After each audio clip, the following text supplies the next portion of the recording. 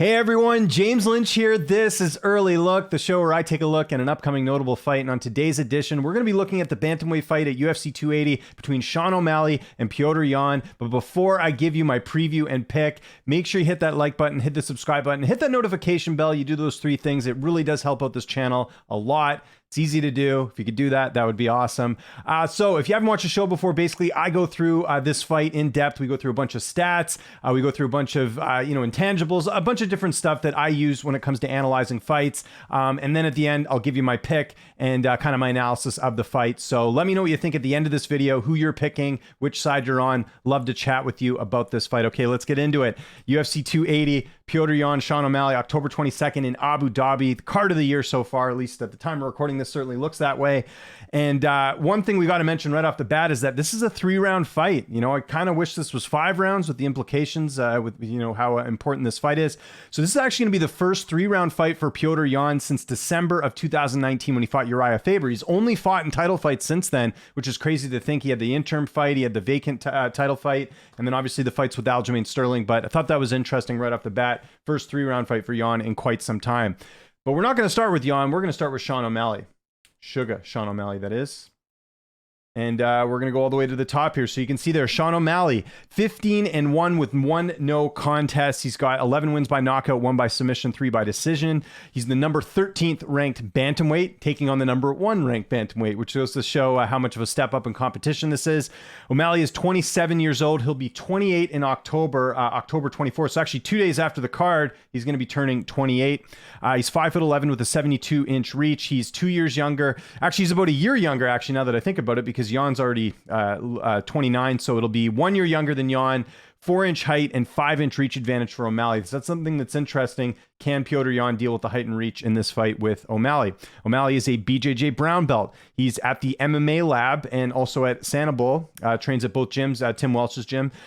His grandmother's Irish. I had to point that out because, people ask why the O'Malley name and all that. That's where it comes from. He's got fight of the night 2 times against Andre Sukumta and Chris Montino. He's got performance of the night 4 times against Jose Quinones, Eddie Wineland, Thomas Almeida, and Rulin Paiva. O'Malley made his amateur debut way back in March of 2013. He actually went 9-2 as an amateur. So he did lose as an amateur. He lost twice. I think people forget that. Made his professional MMA debut back in March of 2015. Did not make his UFC debut until December of 2017. Of course, that was off his highlight reel finish on the Contender Series. He is 7-1 with 1 no contest in the UFC. Just the lone loss there to Marlon Chito Vera. He's got 5 stoppage victories. Some of the notable wins he's had, just in terms of name value, not necessarily ranked wins or anything, but Eddie Wineland, Thomas Almeida at the time was, hot prospect, Rulin Paiva. And then that's it. That's one sort of knock on O'Malley, is that he has not fought a lot of great competition throughout his career. And again, we can discuss this later. The only loss, like I mentioned there, to Marlon Chito Vera, which, of all losses to have, not a bad loss to have on the resume with the success that Vera has had since then. O'Malley's had a few layoffs, of course, going from Andre Sukumta to Quinones. There's a couple grappling matches in there. There was a 735-day layoff, and that was because of the whole USADA issue. Don't need to go into too much detail with that. You can just Google it, but O'Malley, there was some issue with USADA that kept him under the cage for quite some time. So luckily that did not derail his career or anything, but that was a pretty lengthy layoff in that one. And then going from Rulin Paiva to Pedro Munoz, there was a 203-day layoff. So this is actually one of the first times he's going to be fighting in the calendar year, at least recently, because obviously he had a bit of a layoff there going from the Paiva fight to the Munoz fight. The only other injury that he's had in his career was he's supposed to fight Chito Vera in July of 20. Sorry, that wasn't it. It was there's the fight against I'm trying to remember which fight it was, where he was injured. I think it was Louis Smolka. No, Smolka was out of that fight. So actually, yeah, I'm going to run that back a little bit. He actually hasn't had any injuries that have prevented him from competing. So O'Malley been pretty healthy throughout his career. And like you can see here with O'Malley, most of his fights end by stoppage. So no controversial decisions here. He's clearly won all of his fights there. So there's the book on Sean O'Malley. Again, not a lengthy UFC career. No fights that have been controversial or anything like that. His last fight against Munoz, we might as well mention, ended in an eye poke. I thought O'Malley won the first round of that fight. I actually went back and watched that recently. But it was close. I think a lot of people were expecting him to go out there and steamroll Pedro Munoz. That did not happen. So it's tough to take away anything from that fight just because we only got really one and a bit rounds of that fight against Munoz. And Munoz was supposed to be that test, right? He was a ranked opponent. We didn't unfortunately get to see that, but credit to O'Malley. I'll say this right off the bat. Credit to O'Malley for taking this fight because this is a big step up from Pedro Munoz going and fighting Petr Yan. We might as well talk about No Mercy Petr Yan right now.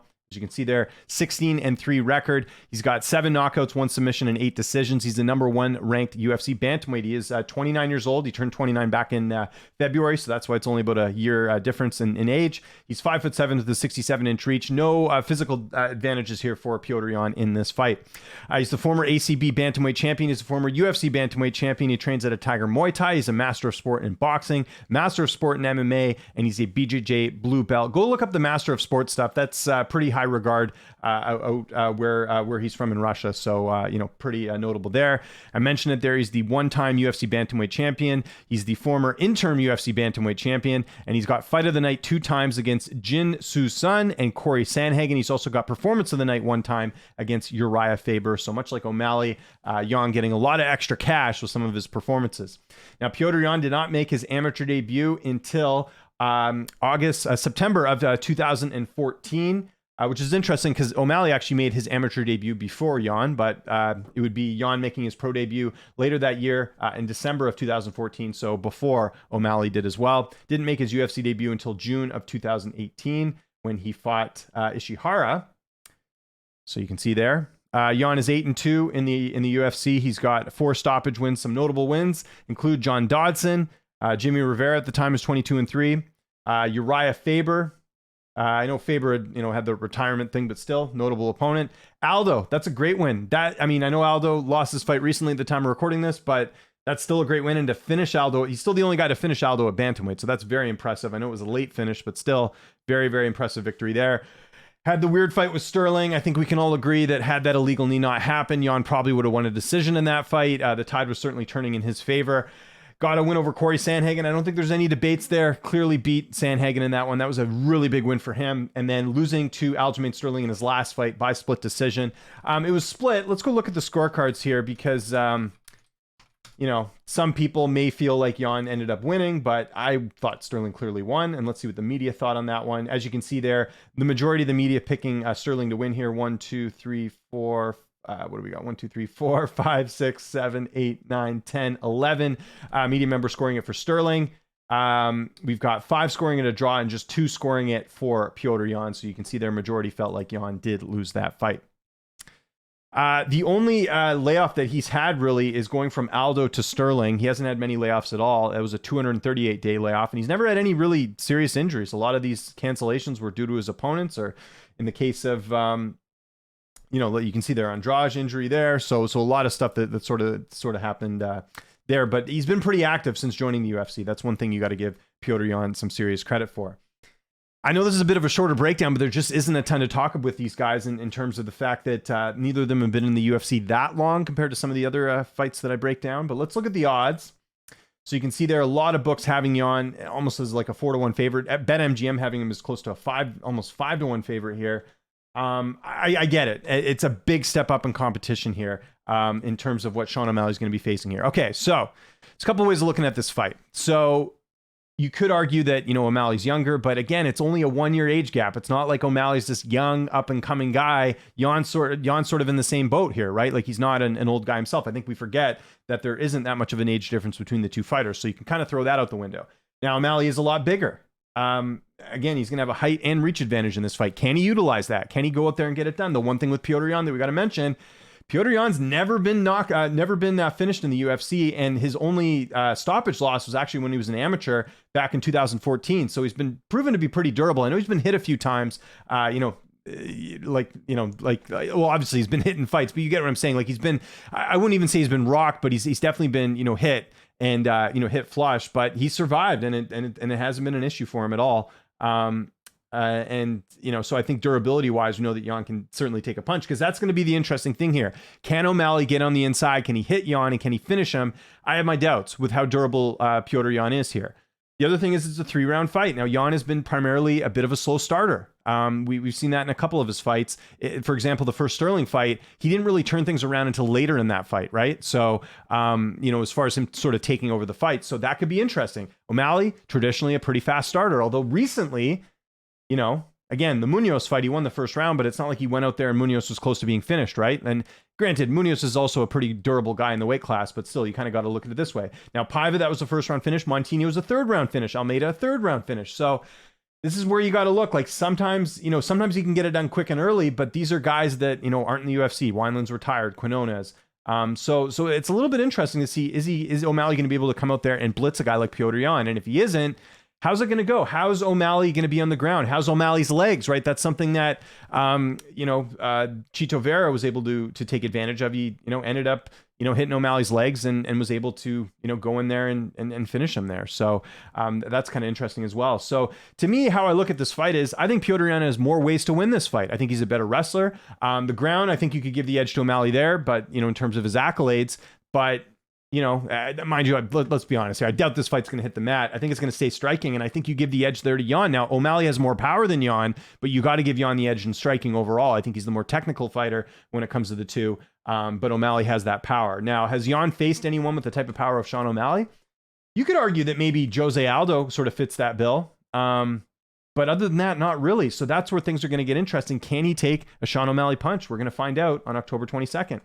But what it comes down to for me is, like I said, I think Yan has more ways to win. To me, it's O'Malley, knockout or bust. I don't see O'Malley winning a decision. I know he's won decisions before, but, Terrion Ware, Andre Sukumta, those are nowhere near the level of Petr Yan. And like I said, it's a huge jump up here for Sean O'Malley. I'm trying to even think of the last time we had a fighter make such a huge leap. Like you could even look at like a Khamzat Chimaev, but even then, at least he fought a Li Jingliang and defeated him decisively, and then was fighting a Gilbert Burns. But, going from 13 to number 1, that's a pretty big leap here. So, long story short here, I'm going to take Petr Yan by decision. I think that's a safe bet here. The line is a little high. Maybe you look at the decision prop. Yan has not been finishing a lot of his opponents. In fact, his last stoppage win was a late finish against Aldo.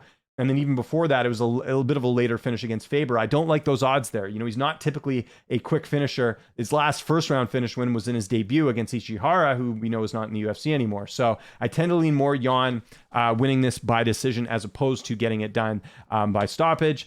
Could O'Malley go out there and finish Petr Yan? Maybe this is the fight where Yan, finally meets his match in terms of power and he gets finished in that one. Would not surprise me one bit. I do think this fight is a little bit closer than the odds indicate. I think Yan should be maybe minus 250 around there. I think, honestly, I know it is a leap up, but there's that, like I said, O'Malley has advantages with the height and reach and the power here. So that's kind of what I'm looking at. But I'm going to go Petr Yan by decision. I think that's a safe bet here. I think that's likely how he wins this fight, with it only being 3 rounds. Now, if it was 5 rounds, I think you could maybe argue a Yan finish maybe later in the fight, because again, he has that 5-round experience. O'Malley doesn't. It's unfortunate this fight is only 3 rounds, but like I said, I'm going to go Petr Yan by decision. So I want to know what you guys think in the comment section below.